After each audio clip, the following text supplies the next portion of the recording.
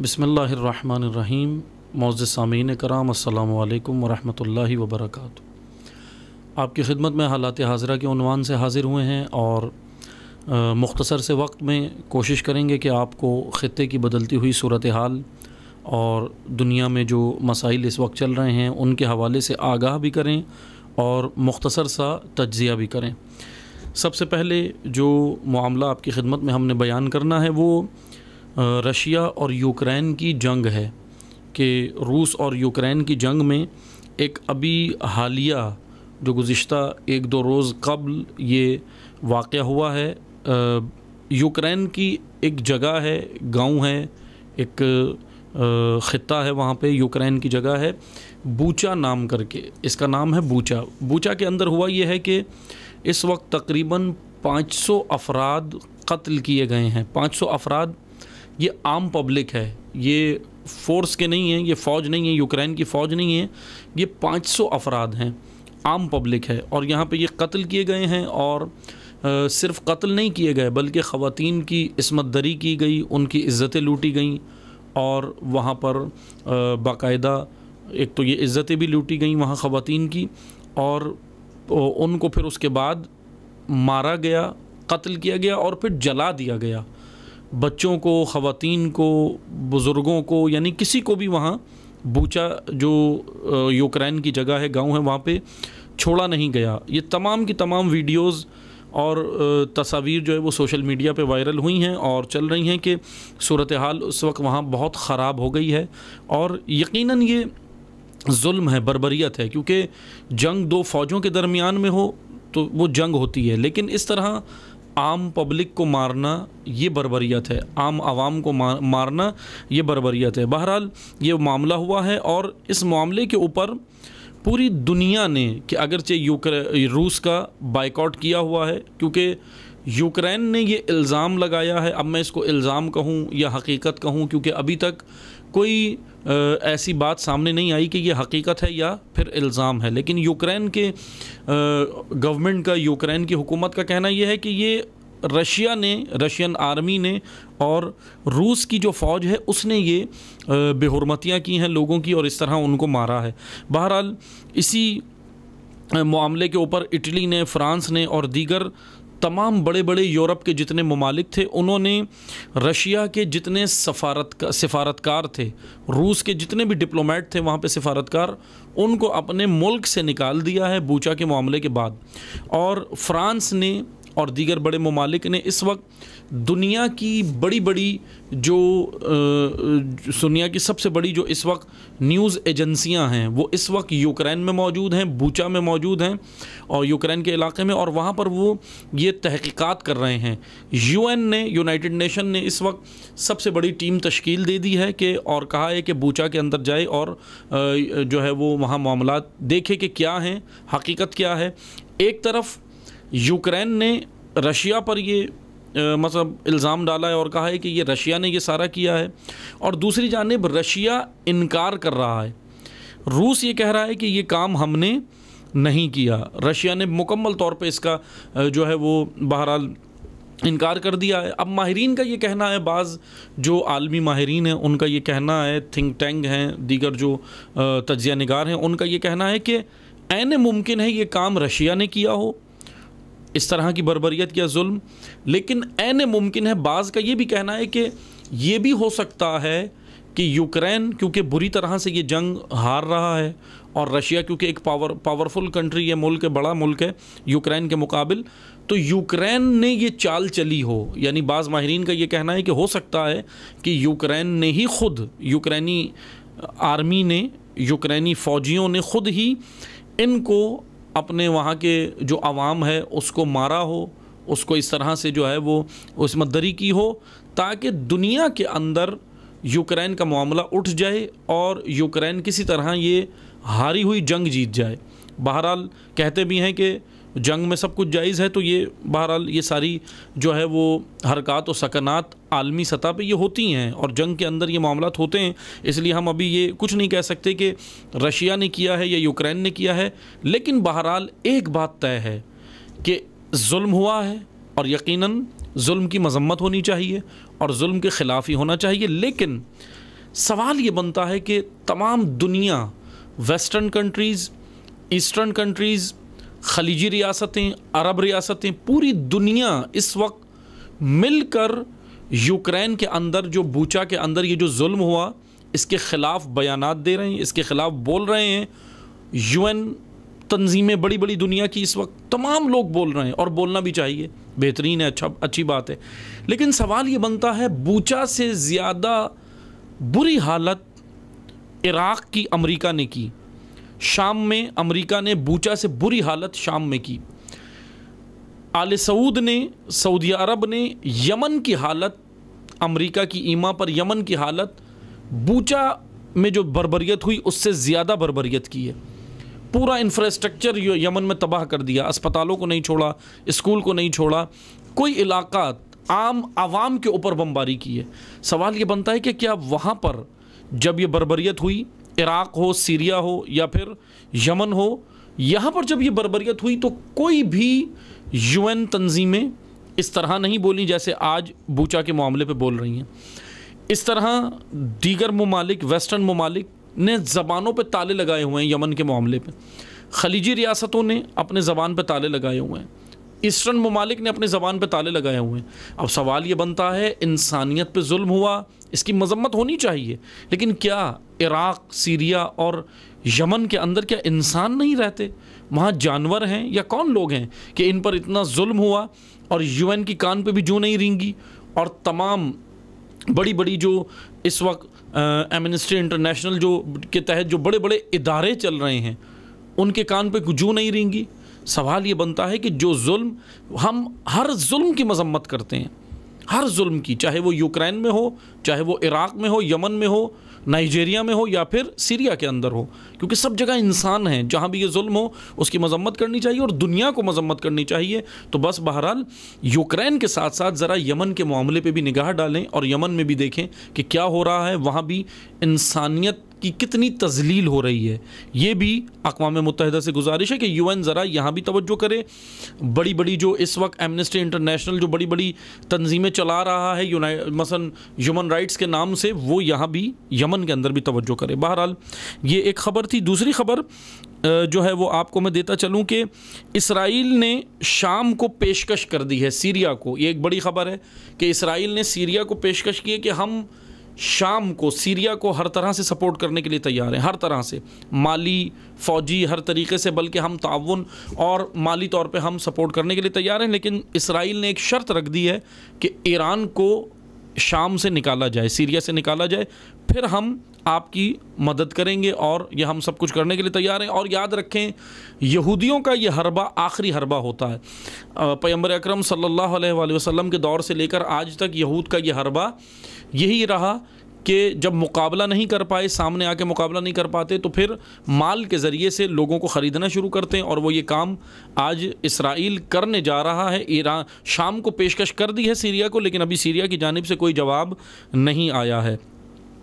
भारत के हवाले से मैं आपको ख़बर दूं, भारत के अंदर मुसलमान हरासी, इस्लाम हरासी जारी है, मुसलमान कुशी जारी है, और इंतहा पसंद हिंदू जमातें, बीजेपी और दीगर जमातें जितनी, और इंतहा पसंद जितनी पार्टियां हैं, वो सब की सब मैदान में हैं।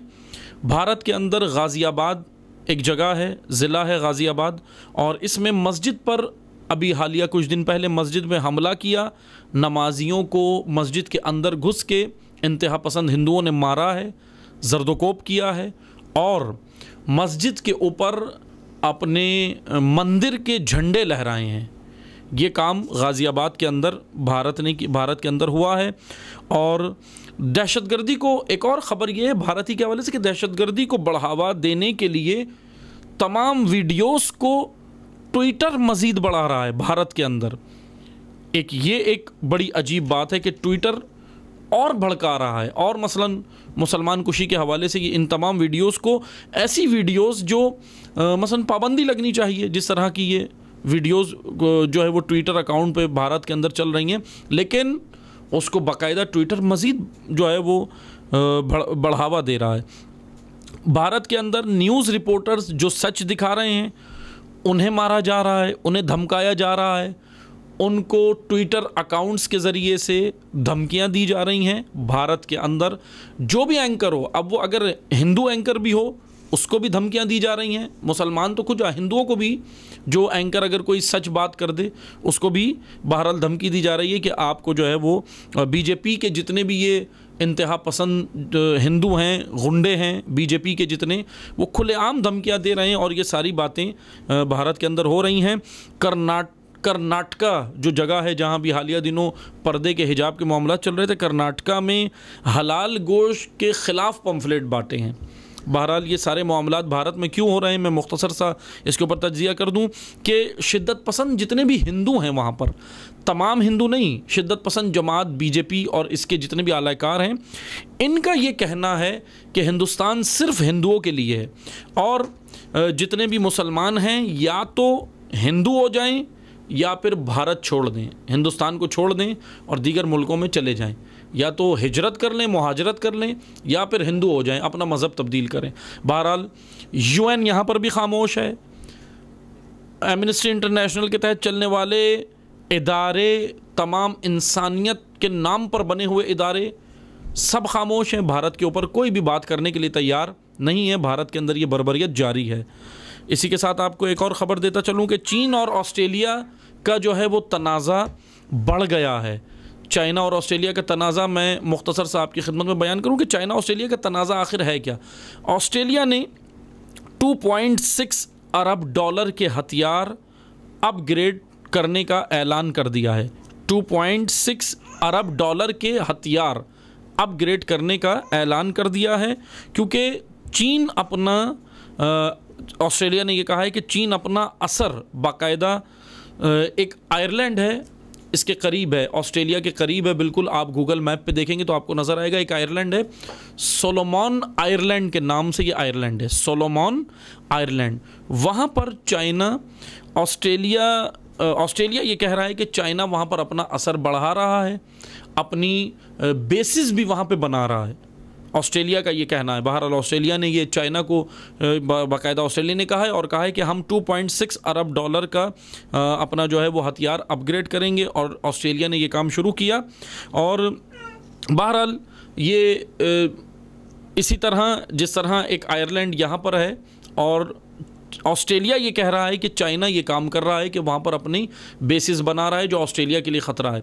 दूसरी जानिब जो मैंने पहले भी आपकी खिदमत में बयान किया था कि ताइवान, जो चाइना जिसके ऊपर मुद्दई है, दावा कर रहा है ताइवान के ऊपर कि ताइवान हमारा खित्ता था, जिस तरह यूक्रेन के ऊपर रशिया का दावा था और रशिया ने अब हमला भी कर दिया है और जंग जारी है, इसी तरह ताइवान के ऊपर चाइना का दावा है कि ये ताइवान हमारा मुल्क है, और बहरहाल ये दावा भी किया हुआ है। लेकिन अमेरिका ने अभी एक ये काम ये किया है, अमेरिका, जो मैंने पहले भी आपकी खिदमत में बयान किया था कि अमेरिका वही हाल ताइवान का करने जा रहा है जो यूक्रेन का अमेरिका ने किया है।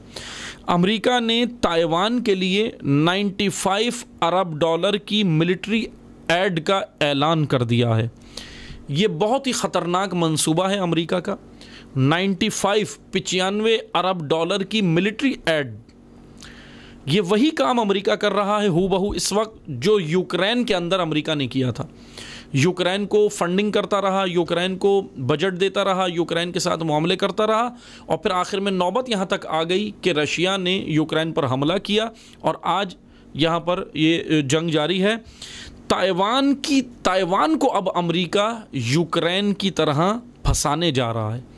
ये एक बहुत ख़तरनाक काम होने जा रहा है, क्योंकि अगर ताइवान भी जो है, और ताइवान ने आंखें दिखाना शुरू कर दी हैं चाइना को। बहरहाल अगर ताइवान चाइना को आंखें दिखाता है और ये जंग छिड़ जाती है तो फिर यकीन जाने ताइवान की हालत भी वही होने वाली है जो यूक्रेन की हो गई है, क्योंकि चाइना के मुकाबिल ताइवान कुछ भी नहीं है। यानी एक छोटा सा मुल्क, एक छोटा सा ख़ित्ता, और चाइना एक बड़ी पावर, दुनिया की बड़ा मुल्क, उसके मुकाबिल अगर ताइवान आएगा तो इसी तरह होगा जैसे आज रशिया के मुकाबिल यूक्रेन आया है। और अमेरिका ये सारे काम कर रहा है क्योंकि सब जानते हैं, पूरी दुनिया जानती है कि अमेरिका की शैतानी चालें, अमेरिका के हरबे, तमाम लोग आगाह हैं। और अमेरिका इस वक्त ताइवान के अंदर ये ख़तरनाक काम अमेरिका ने कर दिया है कि 95 अरब डॉलर की मिलिट्री एड का ऐलान कर दिया है, और अभी चंद दिनों में वो एड ताइवान को मिल भी जाएगी। एक तरफ ताइवान को उकसा रहा है अमेरिका, भड़का रहा है चाइना के लिए, दूसरी जानिब ऑस्ट्रेलिया को, सोलोमन आइलैंड के नाम पर ऑस्ट्रेलिया को अमेरिका आगे कर रहा है और कह रहा है कि चाइना तुम्हारा दुश्मन है। और इसी तरह जापान को भी अमेरिका जो है वो इस वक्त पुश कर रहा है बाकायदा, क्योंकि इस खित्ते के अंदर अमेरिका ये चाहता है कि इस खित्ते के अंदर चाइना इधर उलझ जाए ऑस्ट्रेलिया के साथ। सोलोमन आइलैंड के अंदर जो अगर ये जंग छिड़ती है, ये जंग अगर सोलोमन आइलैंड के अंदर जाती है तो वहीं पर भले चाइना मसरूफ़ हो जाए, चाइना को अमेरिका वहाँ करना चाह रहा है, और ताइवान के साथ सोलोमन आइलैंड के अंदर और दीगर जगहों के ऊपर ये बहरहाल चाइना को यहाँ उलझाना चाह रहा है, क्योंकि चाइना इस वक्त एक बड़ी मईशती ताकत बन चुका है अमेरिका के मुकाबिल, और अमेरिका चाहता नहीं है कि उसके मुकाबिल कोई भी मुल्क आए, तरक्की करे, ऊपर जाए, और अमेरिका ख़ुद सुपर पावर रहना चाहता है। और अब यानी ये कह लें कि जैसे डिक्टेटर होता है, एक डिक्टेटर जो सिर्फ अपनी ही चाहता है, अमेरिका दुनिया का सबसे बड़ा डिक्टेटर है, जो वो चाहता है कि पूरी दुनिया पर मेरी हुक्मरानी रहे और मुझे सब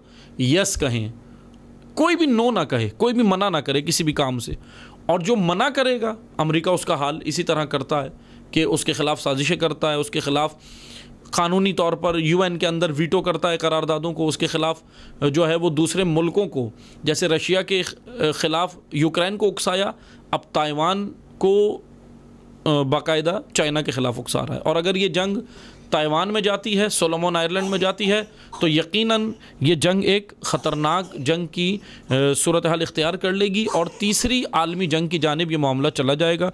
बहरहाल हम यहाँ पर जो है वो वीडियो को मसलन यहाँ तक आपको ये पैगाम देना था। बाकी इंशाअल्लाह हम आपकी खिदमत में दोबारा हाजिर होंगे खित्ते की बदलती हुई सूरत हाल के हवाले से। जब तक इजाज़त चाहते हैं। अस्सलामु अलैकुम वरहमतुल्लाहि वबरकातुहू।